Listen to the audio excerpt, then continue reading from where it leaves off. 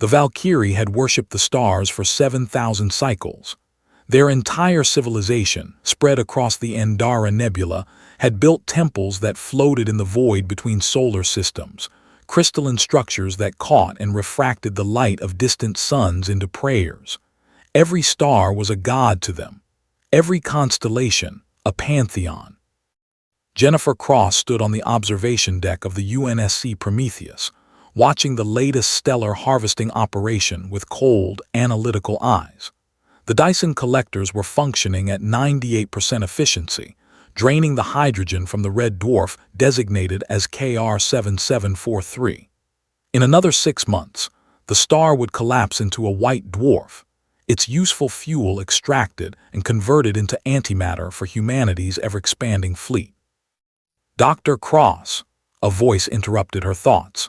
She turned to see Kevin Marsh, the ship's xenocultural liaison, approaching with his usual troubled expression. He was young for his position, only 32, but his expertise in alien civilizations had made him indispensable to the colonial expansion initiative. "Mr. Marsh," she acknowledged with a nod. "Have you reviewed the Valkyrie petition?" he asked, stopping beside her. Through the viewport, the dying star pulsed weakly, like a heart in its final beats. "I have." Jennifer's voice was neutral, professional. "It's been denied. Command considers their religious objections insufficient grounds to halt energy extraction operations." Kevin's jaw tightened. "That star, KR7743, they call it Eshara, the Eternal Mother. It's the central deity in their faith system. Billions of Valkyrie across 12 colony worlds consider it sacred. And 7 billion humans across 43 worlds need the energy it provides," Jennifer countered, her gaze never leaving the star. "We've been over this, Kevin. The Dyson Initiative isn't optional. Earth's resources are depleted. The colonies are expanding faster than our conventional energy grid can support.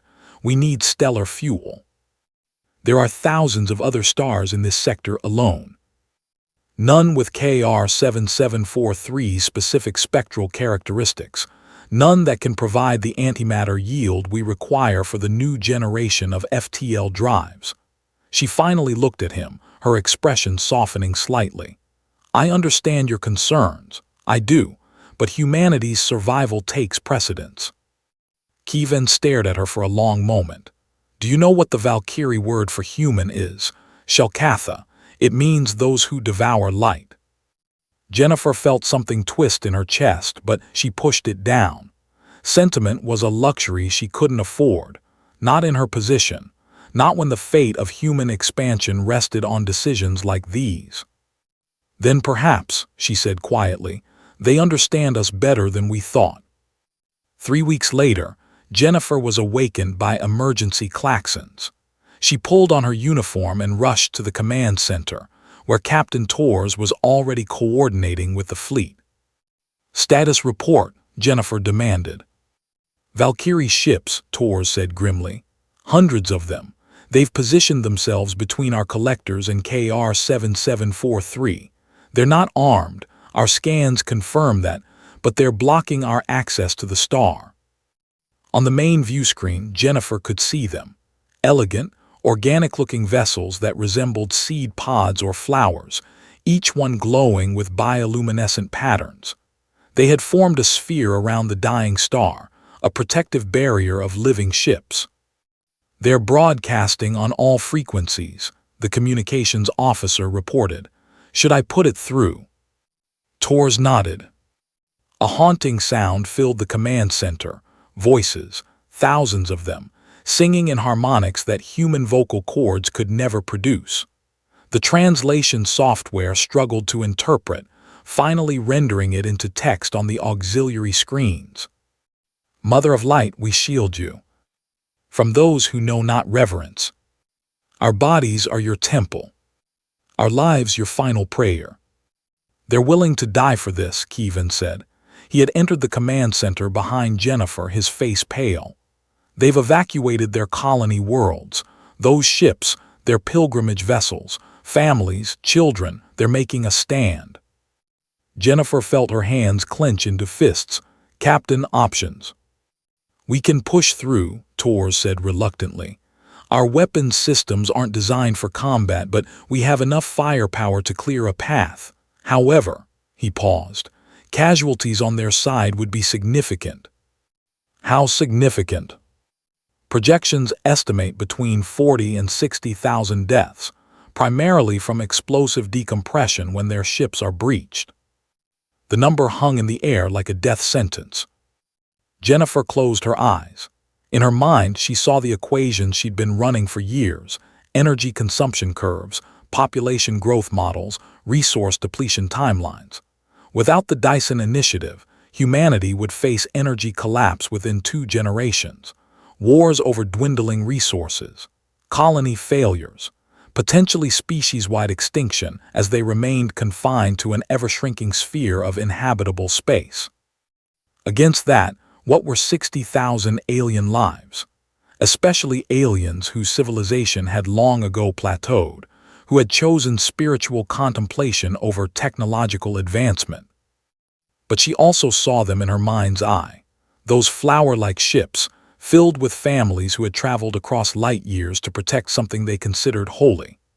Beings who had never made war, who had greeted humanity with cautious hospitality when first contact was made, who now faced annihilation for refusing to let their gods be murdered. Dr. Cross, Captain Torres prompted, command is waiting for your recommendation.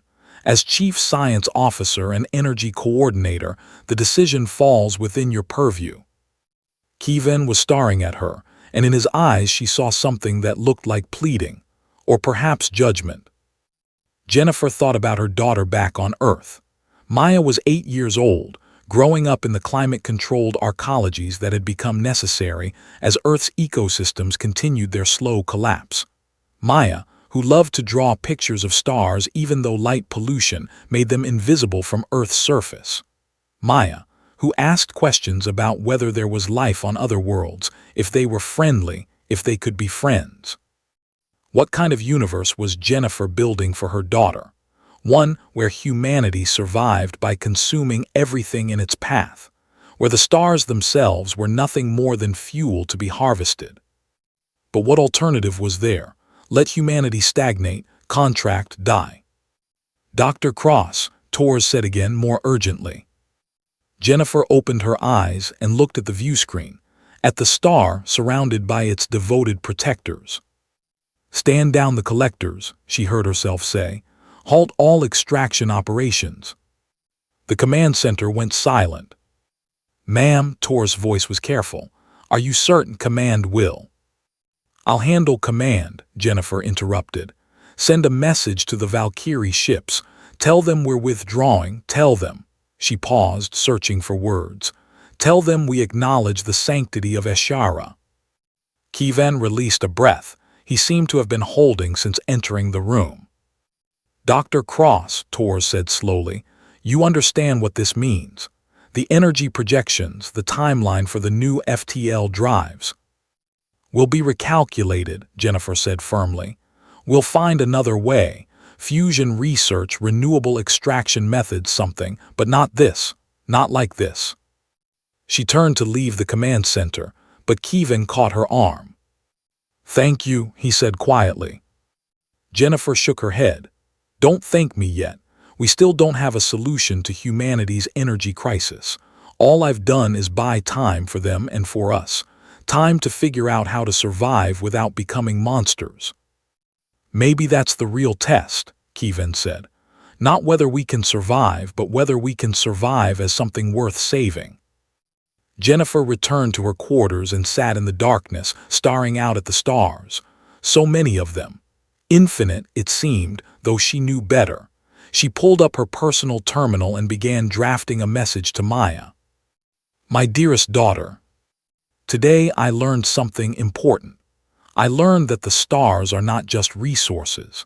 They are stories, dreams, gods to civilizations we are only beginning to understand.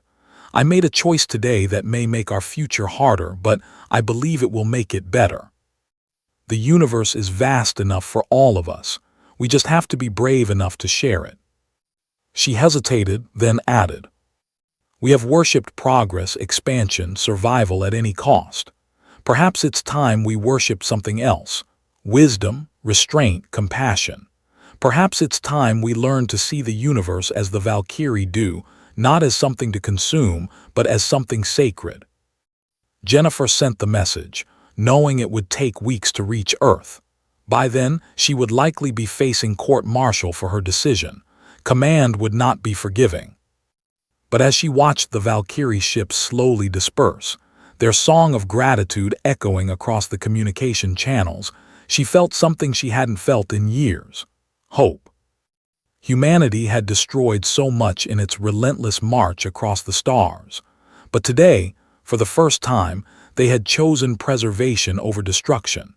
It was a small choice, perhaps insignificant in the grand calculation of history. But small choices, Jennifer reflected, were how civilizations defined themselves, how they decided not just whether they would survive, but what they would become. Outside her window, KR 7743, Eshara, the Eternal Mother, continued to burn, its light reaching across the void to touch both human and Valkyrie alike. A reminder that some things, some sacred things, were worth more than survival. They were worth living for. And